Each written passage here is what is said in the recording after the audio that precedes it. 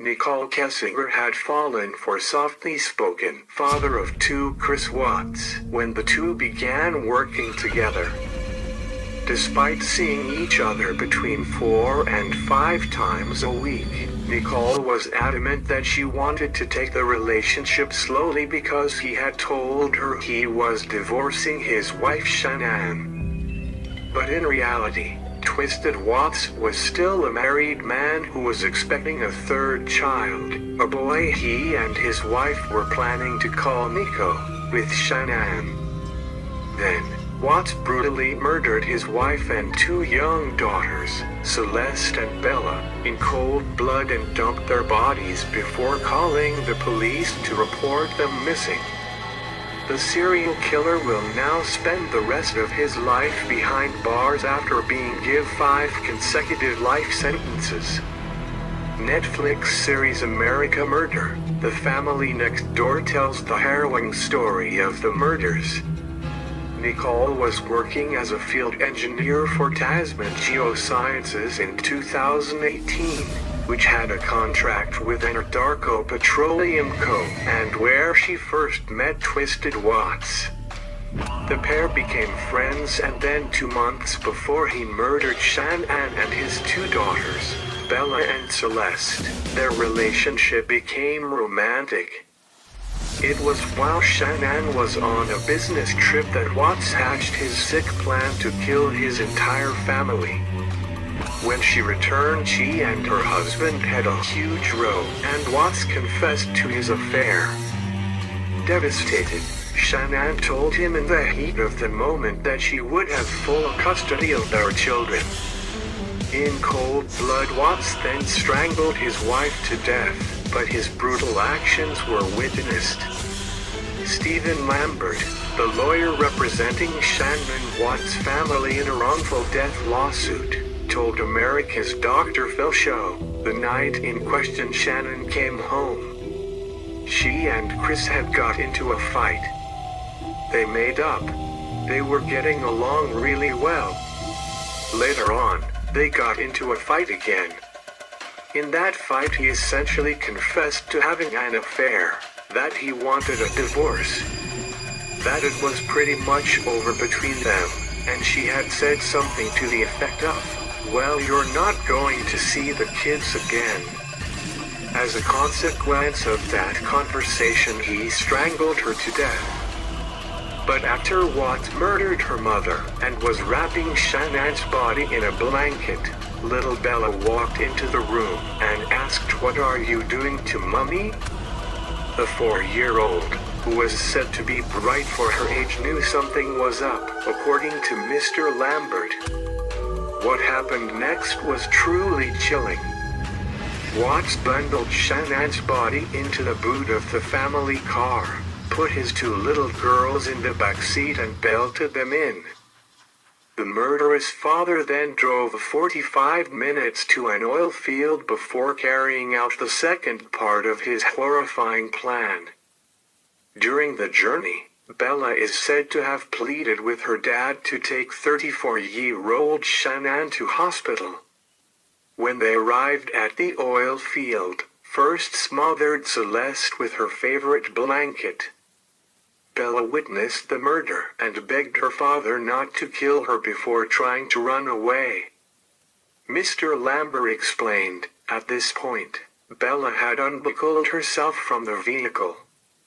The prosecution and Watts' court case claimed he had killed the little girl deliberately and viciously.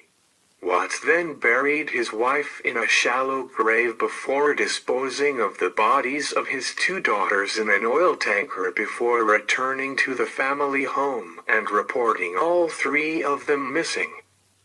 The killer even gave interviews to the press, pleading for his family to come home and claiming he had no clue where they had gone. Watts even sent his wife text messages, asking her where she was, after he had killed her. Obviously, the question becomes, how much were Bella and Cease aware of what might have been happening in those 45 minutes on that drive to where their bodies were placed? Watts has never revealed any details about how he killed his whole family, and as he pleaded guilty, the details didn't come out in court. When the news broke about Shanann, Celeste and Bella's disappearance, Nichol was horrified to discover the man she was in a relationship with was still married and expecting another child. The day had started with him sending her messages as normal, and he made no mention of what had happened at home, simply saying he'd been busy.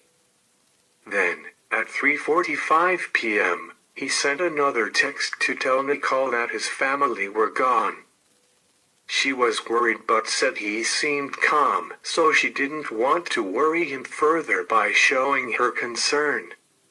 But when journalists turned up at the family home, she knew something was seriously wrong. It was then that she found out her boyfriend was still very much married and that Shanann was expecting their son. Later that night, in a series of lengthy phone calls and messages, Watts gave Nichol his version of events. Nichol said, "I thought, if he was able to lie to me and hide something that big, what else was he lying about?" She bombarded Watts with questions like if there had been signs of someone forcing their way into their home. Were his daughter's car seats in the vehicle, and was one of the girls' equipment still in the house? But she says the killer kept trying to turn the conversation away from his missing family.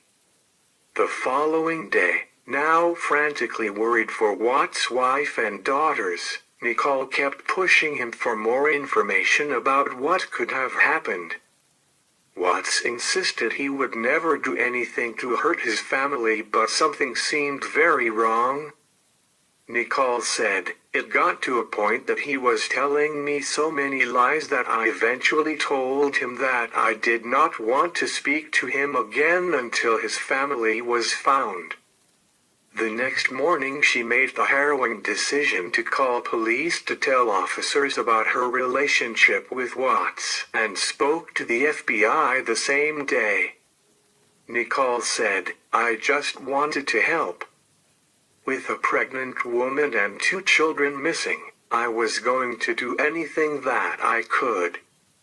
Watts was arrested on August 15, 2018, and since then his mistress was certain he was responsible for the deaths of his family. Nichol said, "I just felt so sad. He's a liar. He lied about everything." Well, County District Attorney Michael Rourke said, "Nichol Kessinger turned out to have information that I can best describe as being a bombshell." However, Nichol's brave actions mean she has had to go into witness protection, assume a new identity, and move away from everything she knew. Last year, Watts spoke with agents from the FBI and CB as well as a member of the Frederick Police Department about the murders. Shannan's parents, the Rzuceks, were briefed on what was said, and it has been claimed the father murdered his wife Shanann in an act of rage after she murdered their 2 young daughters. Watts had claimed he saw the couple's daughter Bella dead in her bed and Shanann in the process of strangling Celeste on the baby monitor. Local police and the FBI did not believe his story and ultimately charged Chris with 3 counts of first-degree murder. Watts is currently behind bars in Wisconsin, U.S., after being sentenced in November to 5 consecutive life sentences with no chance of parole. He was only spared the death penalty because he pleaded guilty to all the charges against him. Thank you for watching.